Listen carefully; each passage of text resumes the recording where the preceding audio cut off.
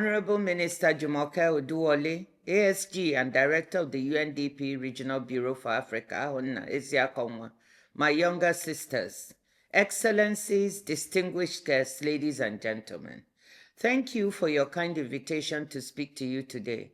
Unfortunately, I'm unable to be with you in Abuja as I'm currently in Germany attending the Hamburg Sustainability Conference. Let me begin by congratulating the Honorable Minister of the Federal Ministry of Industry, Trade and Investment on hosting this Nigeria AFCFTA Week. Let me also congratulate UNDP, the AFCFTA Secretariat, and all the partners involved in convening this conference. The timing could not be more appropriate. This year marks 5 years since the African Continental Free Trade Area began implementation, and there have been some significant achievements. Tariffs are coming down, trading arrangements are expanding, and Africa is steadily laying the foundations for a truly integrated market of 1.4 billion people with a combined GDP of more than $3 trillion. But as we reflect on progress, we must also ask an important question. Who is benefiting? What improvements are needed?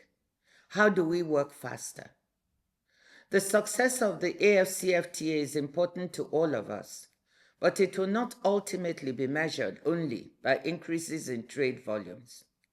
It will also be measured by whether the opportunities it creates are shared broadly, particularly by women and young people, who represent the greatest untapped source of entrepreneurial talent on our continent. This is not simply a question of inclusion, it's a question of economics.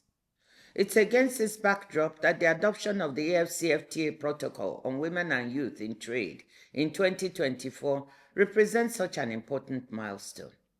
The protocol was developed following extensive consultations with hundreds of women, traders, and entrepreneurs from across the continent, together with organizations including the International Trade Center, UN Women, and many other partners.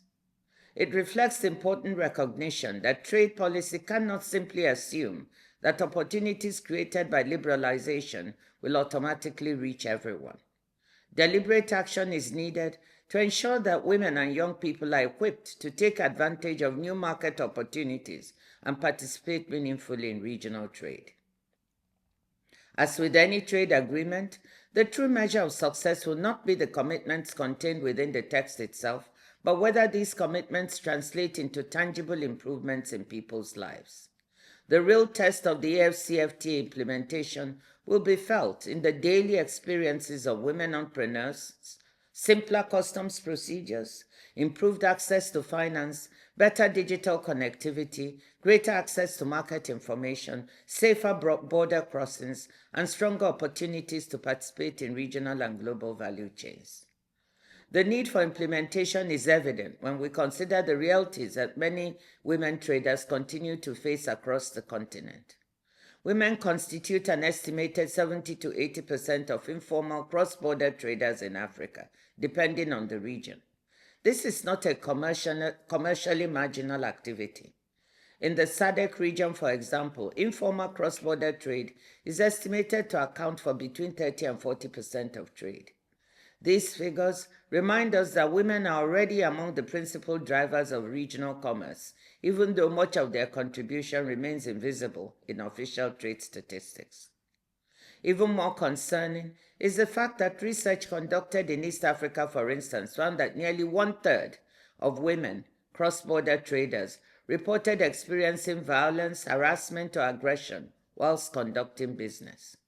Many others reported demands for informal payments, confiscation of goods, or prolonged delays at border crossings.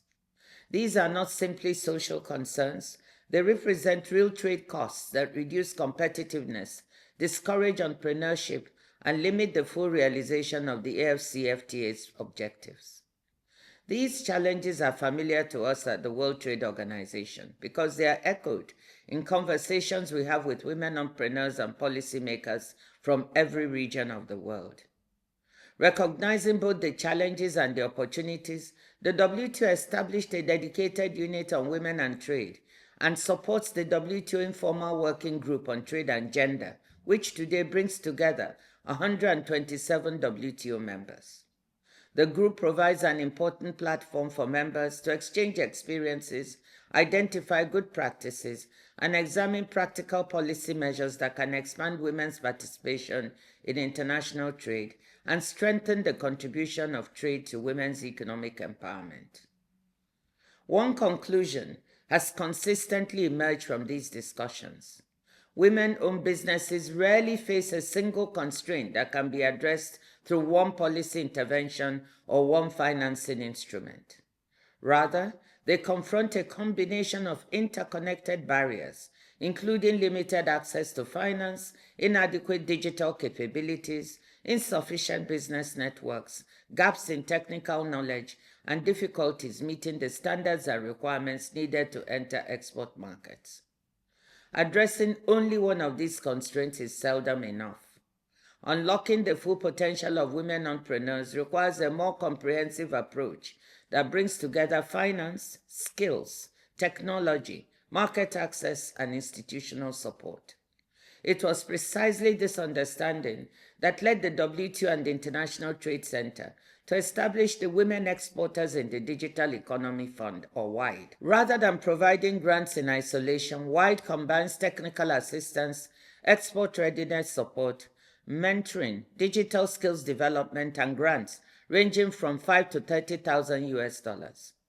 The objective is to help women-owned businesses build the capabilities they need, not only to export successfully, but also to compete in a sustained fashion in an increasingly digital global economy.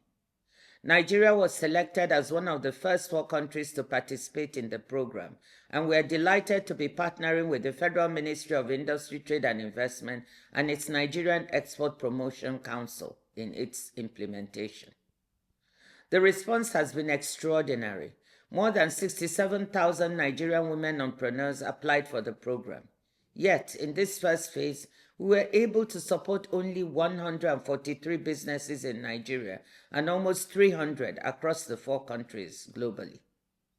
These figures are the product of our finite resources. They speak not to the shortage of entrepreneurial talent, but to an extraordinary abundance of untapped potential. If we succeed in unlocking this potential, the benefits will extend far beyond women-owned businesses. We will strengthen regional value chains, increase productivity, create better jobs, improve household incomes, and build more resilient African economies. That is why I'm particularly pleased that today's conference goes beyond dialogue. The business-to-business marketplace, the regulatory resolution clinics, and the opportunities for direct engagement between policymakers, investors, and women-led businesses reflect exactly the type of practical collaboration we need. This approach offers all of us a chance to work together for the upliftment of women and our youth. Let us therefore continue working together to make sure that 5 years from now, we are celebrating millions of African women exporting across borders and helping to drive Africa's economic transformation. Thank you, and I wish you a very successful conference.